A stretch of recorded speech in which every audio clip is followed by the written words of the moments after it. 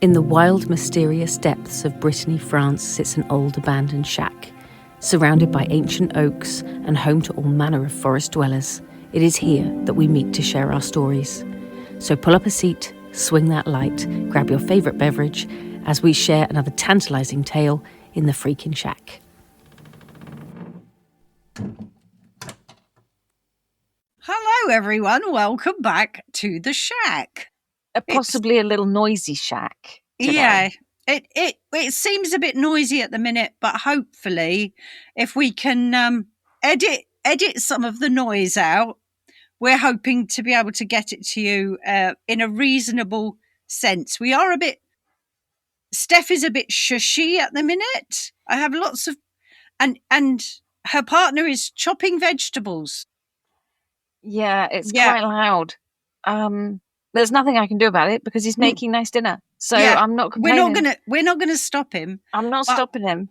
But we are hoping that Riverside, the amazing people that we record this through, will help us to edit out these noises, and you won't know anything different except because I've waffled on about it. That's the hope. That is the hope. Try our best.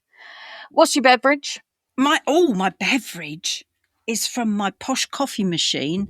Oh, it is, of course, in my mug, but it is an extra large, freshly brewed, from the bean to the cup machine. It's cost us a fortune just to make coffee. Put it that way. Okay. I'm just going to let you roll with that because I know that this is normal for most people. But for me, I've got one of those little wooden boxes with the grinding tool on the top. So we grind that and then we put it into a little strainer in the mug and then pour the hot water over it and let it sit. Yeah. And then it makes coffee. It makes coffee. It makes really nice coffee. But I'm aware that mine's a bit more simple than your posh machine. I was simple up until we got the posh machine. I have now got frothy milk on top. Oh, nice. I can't see the frothy milk because, of course, I've got my lid on. But I it's there. I do taste it. So, yes, I'm turning into a coffee connoisseur now. So we have coffees from around the world and all. Is that a connoisseur or something? Connoisseur? I don't know.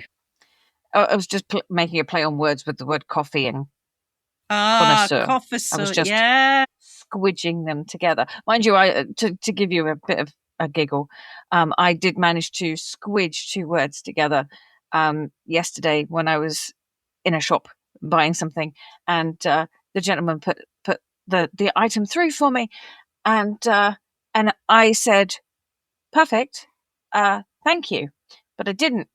I said, instead of parfait, merci, I said parfait, and he looked at me and I went, "Don't mind me. That was just a little mixture of perfect and thank you." And he looked at me and he went, "I see." I was like, "But it's the weekend," and he just laughed at me. That's fine. People can laugh at me. My beverage is just water. Nothing exciting, I'm afraid.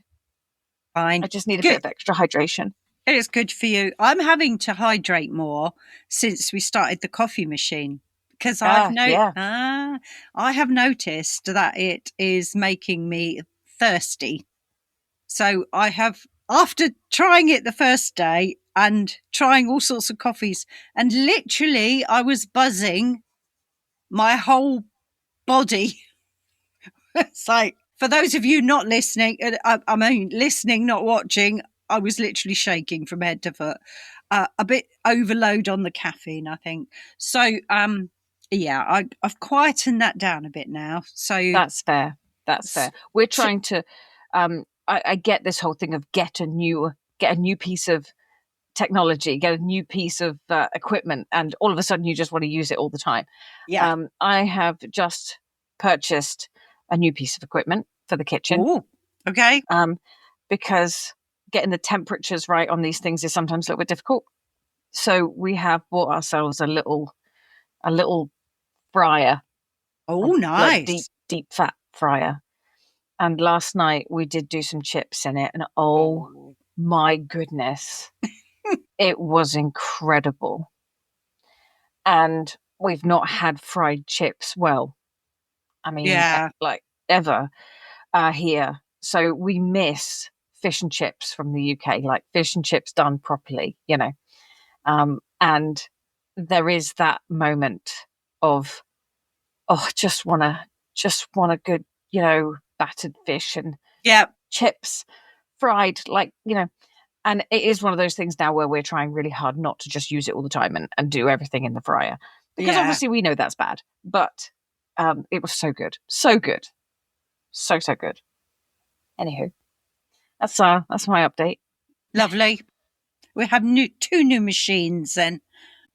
So today we are looking at time slips, time glitches, and time travel. Time travel? Yeah. We have talked about this before. We've done a time travel episode. Yeah, we did. We did talk about them before. Yeah, it was a long time ago. People can go back and find it if they want to. It was quite early on when we first started. So, yeah, we're just picking up from that because there's more stories coming in all the time. I have a feeling we may have spoken about this story in our last episode. It's a true story. And it's a story that comes from Steph's dad, my husband. It's something that happened to him as a boy. There are some roads in Britain that don't just take you from one place to another. They take you through things, old things, layered things, things that don't always stay where they should. Tonight's story comes from a man named Steve. We happen to know him rather well. He was a boy at the time, sort of a young teenage, sort of in the 70s this was. He was travelling home with his family after a holiday in Cornwall, and they were headed back along the A30. There were no motorways or dual carriageways at that time anywhere in Cornwall. There's no motorways now. There's no motorways now. It's just a dual carriageway. But the dual carriageway didn't arrive until 1985. So, yeah. So they were heading back on the A30, which was a pretty old road at the time. I mean, it's still an old road. It's still there, bits of it, but there's a lot of it now that is dual carriageway. The A30 is the longest short road in the world. I swear. You know, when you hit that sign of welcome to Cornwall, you know, and you go, oh, I'm nearly there. No, you're not. No, you're not. And you know you're not. It's going to take hours. Yeah. No, it's so funny because we all do it. We go, oh, look, yeah, we're in Cornwall. We're nearly there. No, we're not. No, we're not. We all know it. We still have a long way to go. But it's the kind of long, winding road that feels endless at night, especially in bad weather. And that night, the weather turned. The rain didn't just fall, it lashed down. The kind that blurs the headlights into streaks. The kind that makes the road feel uncertain beneath you. Steve remembers the tension in the car, his parents leaning forward slightly, peering through the windscreen as the wipers fought a losing battle. And then, through the rain, there were lights. No passing cars, no distant houses, but there were lights. A village wasn't large, just a small cluster of buildings, a tiny chapel, and almost tucked away from the road, as though it hadn't quite decided it wanted to be found. But there was something open. A hall next to the chapel, a warm light spilling out into the storm, a little sign outside saying, teas, coffees, everyone welcome. Inside, it was dry, warm, and almost too warm after the cold outside. There were women there, a handful of them, and they turned as the family entered and smiled. They weren't surprised or confused, just welcoming. Steve remembers them clearly. Their clothes, not quite right for the 70s, sort of older, a throwback to the 50s maybe, with pinafores and their hair done up, with scarves and styles that you might expect from even wartime Britain maybe. Simple dresses, their aprons, hair set in a way that certainly did not belong to the 70s. But as a child, you don't question those things. You just notice and then you move on. They were shown to a table. There was a few tables set out. And food was brought out, simple things. Steve remembers having a hot dog. And of course, a cup of tea. There's always tea. There was nothing frightening about it, no sense of danger.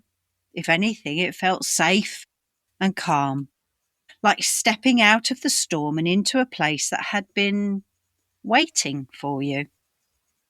The women were kind and gentle. There was conversation, though later none of the family could quite remember what had been said, but they certainly remembered the feeling, the warmth, the ease. And then, as storms do, it passed. The rain eased, the road called them back. They thanked the ladies, said their goodbyes, and the ladies simply smiled and waved goodbye, as though they had done exactly what they were meant to do.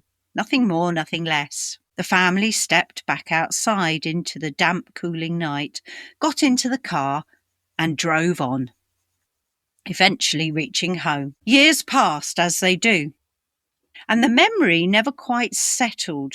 It stayed sharp, clear, and eventually curiosity stirred, and they tried to find it. Every holiday that they went on down to Cornwall, they tried to find the village again. That small place that had appeared exactly when it was needed. They drove the same route. Of course they did. There was no other road out of Cornwall. The same road, the same direction. Looking for the light. Looking for the few buildings that had been there. The chapel, the hall at the side of the chapel.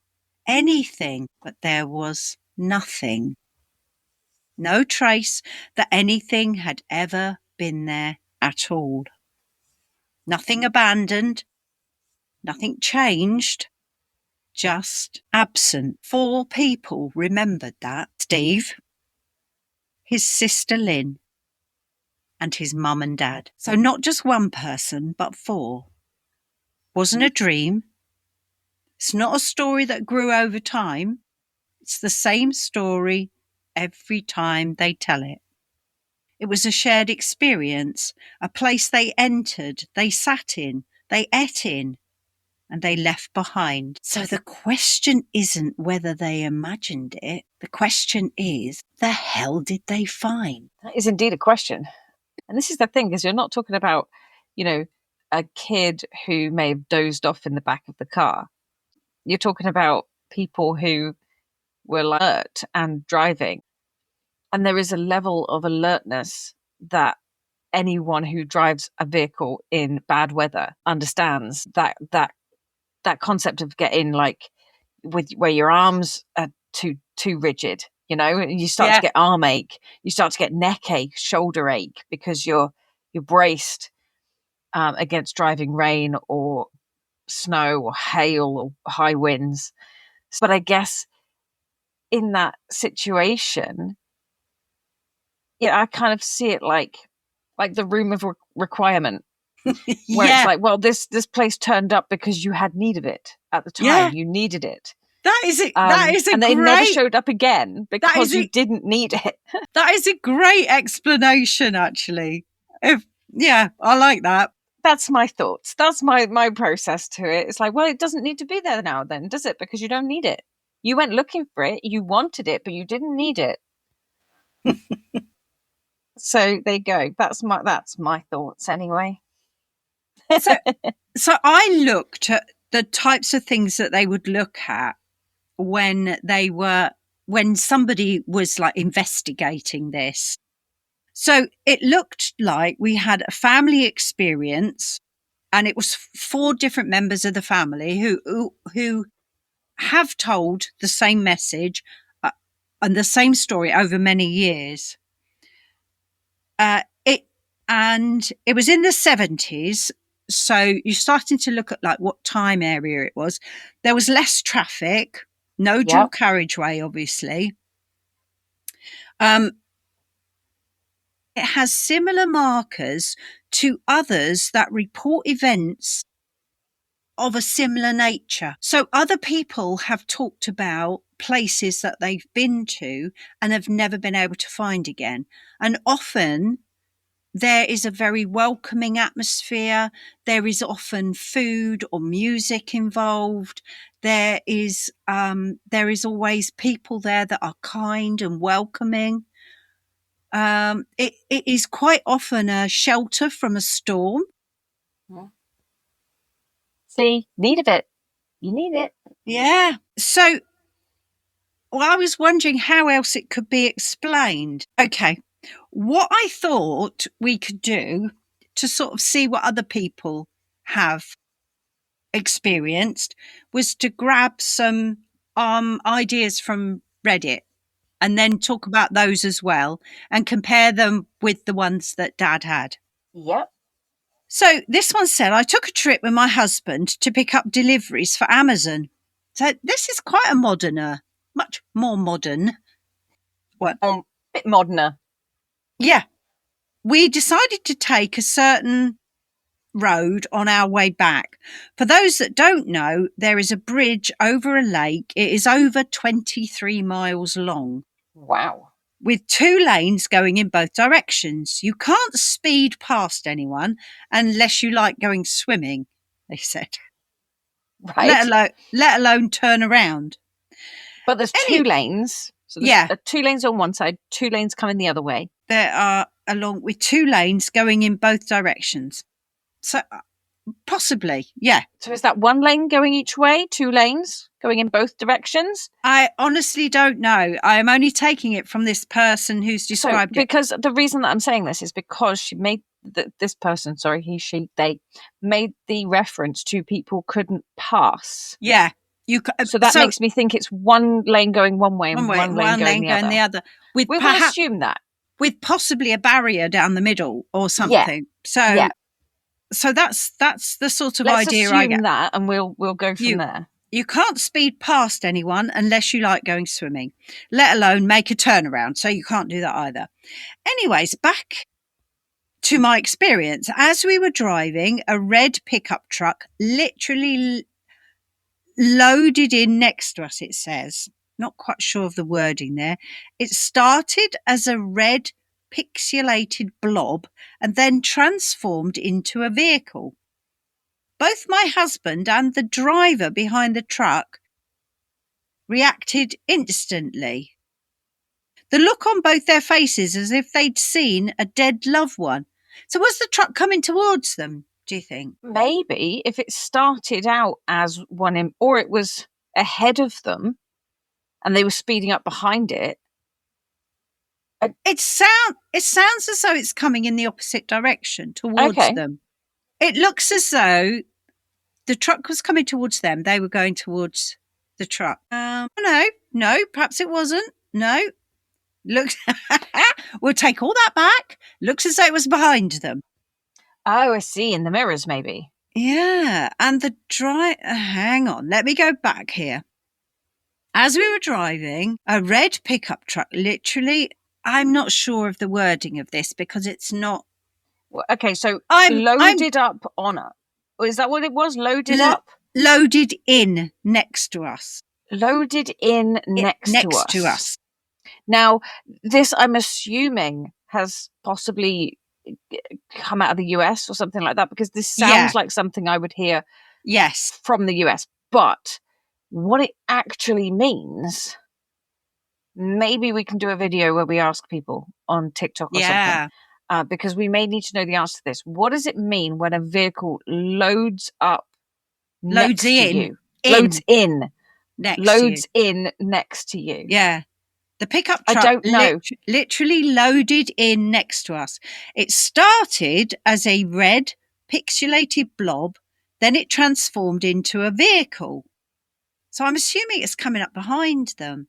Both my husband and the driver. So is he in the passenger seat? Both my husband and the driver behind the truck reacted instantly. The look on both their faces as if they'd seen a dead loved one. So it was the person in this car and the person in the car behind them.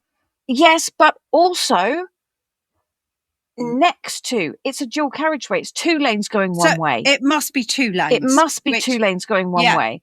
I'm trying to see this in my head. Folks, for those of you that don't know, I'm a very visual person. Yeah. If I can't see this in my head, I cannot make sense of it. Yeah. So I think it's 2 lanes. It's 2 lanes because it then goes loaded.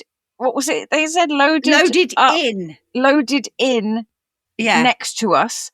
They've like come up on the inside or outside of them, and there's a car behind this lorry or behind them. Yeah. Okay. So it's come up behind both of them, I think. Right. Okay. Yep. I can see it. Okay.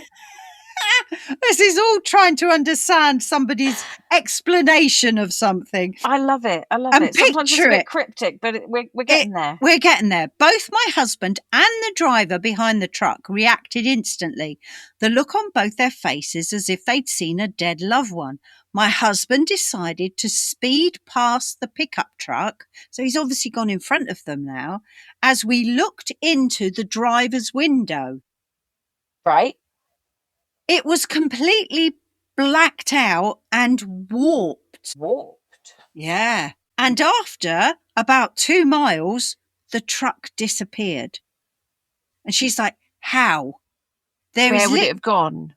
There's literally no way to get off until you reach this place called Metairie? We were still 10 miles into our drive before we reached the city. So 1 second. I'm going to make a noise. She's going to look it up. I like it when I get names of places because I get to look it up. Hold that thought. We need a map, people. We need a map. Does it Google? Is it Googly Maps? Of course it is. Okay, spell it for me. Let's go. MET. Yep. AI. Yep. RIE. Oh, could that be LA? Possibly. I'm saying this because we're going with the possible US thing. Oh, it is. Oh, that lake is huge. Yeah. Lake Pontchartrain? That's the one. I don't know how to say it, but I don't know how to say it. I can see this road, and it's a monster. And let's face it, if you were trying to go around, it would take you a very long time to do the roundabout route. It's amazing. I love it because I get to look it up. I love it.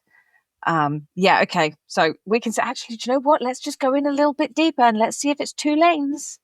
Oh gosh, yeah, of course. Because I've even got a street view on this sucker, I think. Yeah. Oh, okay. So there are occasional passing spaces, it would seem. Okay. So there are occasional laybys, essentially, but it's 2 lanes going each way, which would fit with what we were talking about. Yeah. So you can safely pass a car. So them saying about pulling up alongside, pulling around them, they can do that safely without going on the wrong side of the road. Incidentally, it's not a barrier in the middle. It is 2 individual lanes. So even if this vehicle disappeared, even if you say, oh, they pulled an unsafe U-turn, can't do it. Okay. Can't do it. There's water in the middle. There's just a drop. It's 2 individual roads. You cannot, and it is all the way. You cannot get onto the other side of the road. Not judging by this. Yeah, which is exactly what she said. If you turn, you're going to end up swimming. Oh, this actually, happened. do you know what? Hang on, 1 second. Somewhere there is one place that I can see where it you could get across, but you would have to. It is literally like 2.5 car lengths, so you would have to stop and literally like pull into that little space. So there is like a little bit across, but it is tiny. And I don't know if that's the only one or if there are others. There's a couple of laybys. Oh, there is another one of those. So arguably it could have just decided, and there's a couple of places where it seems you can actually like launch yourself off of this road and go for a swim. Oh, They've got a lot of bollards in the way of that, but that looks a bit dicey to me, but never mind. Okay. Yeah. Okay, so she or he or them go on to say this happened around 3 to 4 years ago. Her partner doesn't feel comfortable talking about it. How do you explain a random truck popping up to someone without looking insane? That's how it's written. Yeah, how do you talk about a random truck popping up? Yeah, without sounding crazy. Unfair. Yeah. Absolutely. And you should have seen it coming from miles back, and you would have seen it continuing. It's a very long straight road. This is not like it doesn't look like a bridge where there are any bends at all in it. It is one straight line, plumb level. So yeah, the person, I can understand that the sort of there would be a billion opportunities to pick holes in this on any other road. Yeah. But this particular road, it's a lot less possible, you know? Yeah. Goes on to say, just give a brief background. I had a lot of unusual experiences I couldn't easily explain. It happened since my high school years, and this experience I'm writing about is just one of those unexplained experiences you cannot find anywhere else. I usually do not talk about this to people, but after thinking, I decided to really tell people that there is a lot to reality that we do not know about. That's totally fair. And again, I come back to that whole thing of it's okay to say, I don't know. Yeah. Yeah. Because, what's to say that with a little bit of research, it makes me wonder. Carry on, and I will just do a little exploratory searching here. Okay, I've got one here. I've saved all these. I haven't necessarily read them, so I will see how they come across. Next one. My friend and I were on a winding road through the woods one night, pretty late. We came around a bend and we both gasped as we saw a woman standing in the road. My friend hit the brakes and managed to stay on the road, and then the woman was just gone. There were steep embankments on both sides, and there were tons of trees. There was no way a person could have vanished from sight so quickly. There you go. That was another one. Do you want another one? I was running super late. I have to say that super is beginning to get right on my... Yeah. I know what you mean. I was running late to get to college. I missed the transit bus that I normally take, and I had to take a later bus on the same route. The bus ride took 55 minutes, which meant that I'd be about half an hour late to class. I arrived at class on time, with about 10 minutes to spare. So somehow, the 55-minute bus route was shaved down to 15 minutes. I wish I'd been paying attention instead of studying to see if we had magically hit every green light on the route or something else to explain it. I mean, yeah. See, pay attention. Pay attention. Pay attention, people. Pay attention. We need more details, and we can't talk about it if you're not paying attention.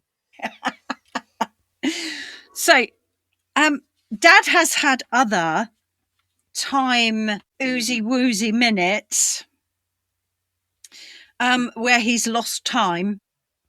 But I will leave those for another day. I've got here, if you ever find yourself on a long road or street, etc., in the middle of a storm and you see a light, don't be too quick to drive past.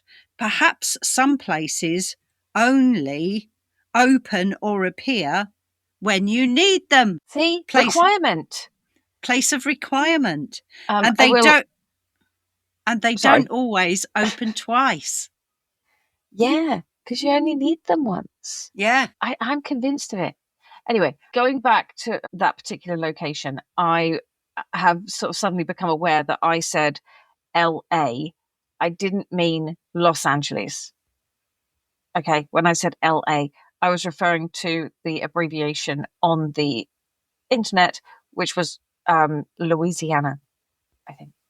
Just, but it's not LA. It just said LA, meaning Louisiana. I'm sorry, it was just confusing. But I can't find any other stuff going on there. All right, okay.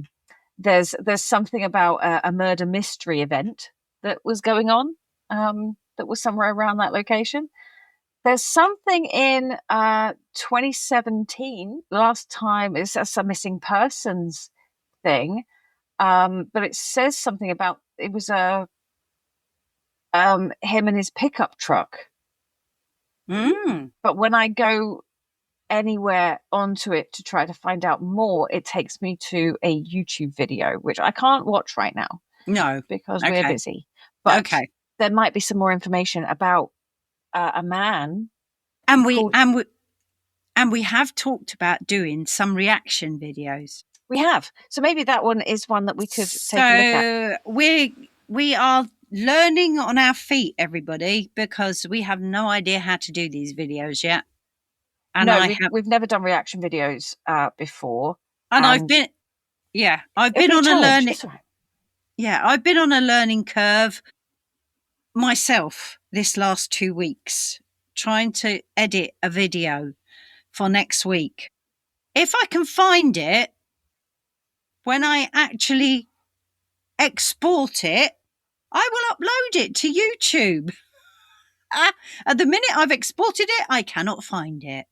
I have no idea where it is. I'm sure between me You've done a search for it. I have done a search for it, yes. It didn't work. I've changed the name of it now to make it very standoutish. And I will sit with AI and see if we can find it. Right. I will just go through these because these were supposed to have come during the story I was telling. So I will just say, when we were doing that investigation part, just to say that Steve's story hit several classic markers that researchers and folklore collectors quietly raise an eyebrow at. So I did mention some of them. It was stormy or bad weather. Apparently that has a significant part of these time slips where you find somewhere that then disappears afterwards. The welcome, I did again mention this as well. The welcoming was kind, calm, almost too nice. And they were not surprised by visitors. I did see an amazing story once where some people turned up to, they went on holiday to France a long time ago, I might add, but they turned up at this hotel and they said it was very strange because the hotel was very old and very old fashioned. They played in francs. Oh. And it was something ridiculous. They went, I'm sort of guessing it was around the sort of 70s, maybe 70s it might have been, but they paid in francs, which probably would have been right anyway. But they were expecting to pay a certain amount, and that ridiculously they were asked for something like 4 francs or something for bed and breakfast. Yeah, it was very weird. And while they were eating their breakfast, the local gendarmes came in to eat, but they said that their uniforms were really, really old, right? I mean, they could have just been in Brittany. I mean, Very everything old-fashioned. everything here is like behind the rest of France by like Yeah. 30 years. It's got to be. Yeah. I always said the same thing about Cornwall. You know, Cornwall in the UK, when you consider the fact that we used to find it like an enjoyable experience to go up to Plymouth to ride the escalator because you didn't have one in Cornwall, and you got to go up to one of the big shops, in Plymouth, and it had an escalator. And it was like the best thing in the whole world because you could get on the magical moving stairs. Yeah. And everyone else in the world is like, what are you talking about? And it's like, seriously, I grew up in Cornwall. We didn't have one of those. Like, yeah. Same thing. Behind the times. Anyway, this apparently they left the place in their car, went back to find it a year or so later, and all they could find was a broken down, abandoned building that had been abandoned for years and years and years. It was literally had no roof. It had just fallen down. It was just a pile of stones. And apparently, years and years and years ago, we're going back sort of probably to the 50s, 40s, or 30s even. It was next door to the gendarmerie. That is not there either. Yeah. But they want to know. So weird. They want to know why nobody in the place questioned their clothes. Yep. Nobody in the place questioned their brand new car outside. That would have been far too in the future for it to have been a car. But nobody, not even the police officers coming in. You'd think they would say, "Ooh, who's got the space age vehicle outside?" But no, nobody did. But that's quite a well-known story. That one is somewhere on the internet, on YouTube. Right. Okay, but it was welcoming, and they weren't surprised by the visitors. In fact, they were set up to entice the visitors in. They were dressed from another era. Yep. The food was basic and nostalgic, and that's exactly what they said about the place when they went to the bed and breakfast place as well. With tea, of course. Anything in the UK, if you go back in time, you are always going to be offered I tell you tea. what, this is because if they didn't put tea into something like that, it would be like, I'm sorry, it what? It would be weird. That's weird.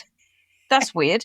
It wouldn't be weird that they're wearing strange clothes or they're speaking a different way or nobody referenced the super, souped up car outside. That's not weird. We don't, that wouldn't flag in your head, but don't have tea. Yeah, if it's in that Britain, would ring alarm bells. Yeah, something weird is going on if tea is not available. But anyway, it said that usually the template of these is that the place cannot be found again, even when retracing the same route. Obviously, with the French one, they were able to find the place, but it hadn't been open for years and years and years and years. I love that. And it also says in these investigations that road details matter. So this one was saying the A30 from Cornwall to London passes through remote moorland. You make a bit more noise, please. Sorry. Remote moorland, old coaching routes, and areas with deep historical layering. Parts of this particular route have been in use in one form or another for hundreds, if not thousands of years. So there you go. Wow. I like it. So it said the family may not have found a lost place, but a place that belonged to a different version of that road. This was the skeptics' idea. It may have been a temporary community event, a small village hall that no longer operates. That's all very well and good, but it's not even there anymore. And normally when these old halls are attached to old churches, they are still there. And they just said they couldn't find the chapel. No, they couldn't find anything. Chapels and church buildings here do not vanish. No. In Cornwall, in Brittany, same thing. if it's there, if it's built for that purpose, it's going to be there, you know. These are not wooden, prefabbed buildings. These are stone buildings.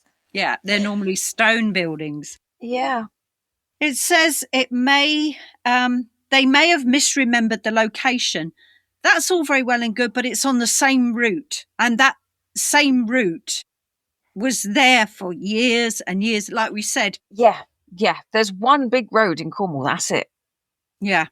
I mean, it may have changed a little now because now we've got the dual carriageways and it's cut through slightly different places. Yeah, we have the bypass now, which obviously is a much more sort of straight through road, although some of it's still not open, I don't think. But yeah. So yes, if there was something that had happened in a small village, when roads are redone and things like that, yeah, you can lose track of where things are, and placements of things are messed up a little bit in your head. Yeah. When I went back to Cornwall, I was trying to find the old location of Chivy, and I couldn't find it very easily because nothing looks the same, and it's weird. But I appreciate how that happens, but in these kinds of situations that we're talking about, no, that's not as easy. No. So it said that places might have been renamed, absorbed into another town, and the hall been demolished, but it wouldn't have been because it was an old village hall. And they rarely demolish them if they're attached to old churches. Yep. But in any case, those are the sort of questions that you would ask. It says, but you cannot explain the period clothing and the hairstyles and the complete inability of multiple people to ever find this place again. Yeah, again, you're not just talking about one person having a hallucination or a dream or something. This is something that has been shared amongst multiple people in a vehicle or, traveling together. Yeah. Even if they had all fallen asleep at the same time, it's highly unlikely that they would have had the same dream at the same time unless something weird was going on. Plus we're either talking about one weird thing or another. Plus the fact that Steve's dad, as my dad was the same, would have travelled backwards and forwards on that road at least every year, if not more than that, backwards and forwards on the same road. They would know exactly where they were. There were only maps, and you got to know roads very well. When we say there was only maps, there were only paper maps. Paper maps, yeah. You had nothing to show you the way. You learnt routes like this, and they became almost like you knew which way you were going. And this is the thing, because if it was in a situation where it was a clear night or whatever, and they knew, they would have known exactly where they were. They would have known where they were. The fact that it was like really, really bad weather to the point where their ability to know where they were was already obscured. Yeah. It's, I don't know. Kind of weird. That's where they could just pop up. Yeah. When you're not sure where you're going. Yeah. Not sure where you are. But anyway. I like it. I like it. The questions that we're going to ask our listeners, has anything like this ever happened to you? Never happened to me, but then that's not surprising. I was just perfect timing. Keep going. What would you think or say or react in a similar situation? I'd be fascinated. I'd love it. And what questions are still unanswered? I think lots. Many. Many questions are still unanswered. I haven't got a bloody clue what's going on. I mean, story of my life. But yeah. I think, like I say, I don't know is a perfectly valid answer, I think, in these kinds of situations, because how the hell are we supposed to know? I've never had it happen to me, but that's not to say I don't believe it. You know? Because I could totally believe that could happen. And how do you then explain it? How do you explain to people that you were totally aware of everything going on, that you you literally got out of your vehicle and engaged with these people. How do you explain that without sounding completely insane? Yeah. It's a weird one. It's not like it's not just something you've just seen. No, because your dad has it wasn't seen a quick flash no of something. It wasn't like a cyclist that suddenly wasn't there. It was there 1 second and gone the next. This is somewhere that you actually visited. You actually went into the building. Anyway, I'm going to leave it with our listeners, I mean, and ask if anybody has had anything happen to them like this. Please let us know. We would honestly be fascinated to hear. I want you, YouTube channelers, please subscribe. Give us a thumbs up. We actually had 3 likes on our video this. I love the fact we're celebrating that. 3! And it wasn't me. It wasn't me either. That was the most exciting bit. It wasn't me coming in on my other channel and listening to it and then giving us a thumbs up. Oh, it's okay. I was part of a business group when I ran my business. I was part of this business group, and they put a post on there that just said, "Today I liked my own post. Nobody died." It's like, yeah. It's like, oh, well, you don't really do that. You don't like your own post. Yeah, you do. Yeah, you do. Absolutely, you do. But it wasn't us on this occasion. I didn't do it. It was not. So I was like, whoa, look at us. Look at us. Well, there's 3 people out there thinking we're doing something okay. It must be. Even though some of these episodes are a little bit fly by the seat of your pants, it's fine. Yeah, it's fine. That's just us and the shack. Yeah. Sometimes it's a shit show. And we are going, if you see next week's one, the one after this, you'll see me in the same clothes because we're just about to record the next session. Absolutely. See you in a minute. Or next week. So I'll let you finish, Steph. Okay, well, with that being said, lovely listeners, keep your minds open and your lamps lit, and we will see you again next week. Yes. Unless you're binge watching, in which case in a minute. Yeah. Bye, everyone. Bye-bye. Thanks for hanging out in the shack with us. If you've got a strange story, theory, or even just a spooky question, send it to shackpackinbox@gmail.com because we'd love to hear from you. Follow us to ensure that you never miss an episode of The Freaking Shack, because listening to us is much cheaper than therapy and slightly more spooky. Until we meet again next week, Shackpackers, take care.